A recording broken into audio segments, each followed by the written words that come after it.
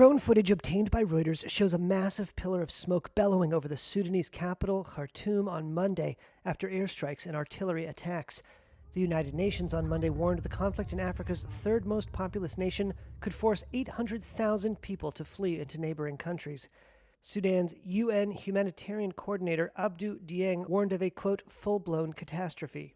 As you know, it has been more than 2 weeks of devastating fighting in Sudan, a conflict that is turning Sudan's humanitarian crisis into a full-blown catastrophe.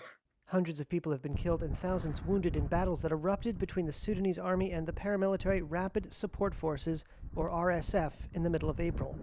Foreign governments have pulled out their citizens over the past week in a series of operations by air, sea, and land. Among them was Noor Kulab, who moved to Sudan 8 years ago to study medicine and was evacuated back to her home in the Gaza Strip just before she was supposed to graduate. It was horror. When you see bodies scattered right and left, dismembered people, torched banks, you feel it is totally unsafe. I felt like the future was on hold and all my hard work while I was away from home disappeared in a glimpse.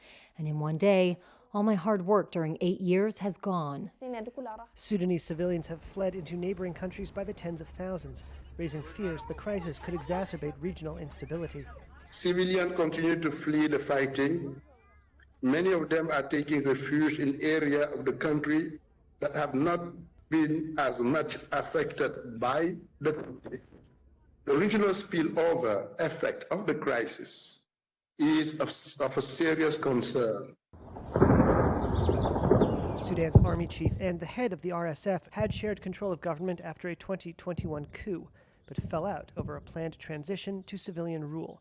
Both sides agreed on Sunday to extend a truce by 72 hours, and the UN told Reuters they may hold truce talks in Saudi Arabia. But that truce has been interrupted by gunfire and artillery.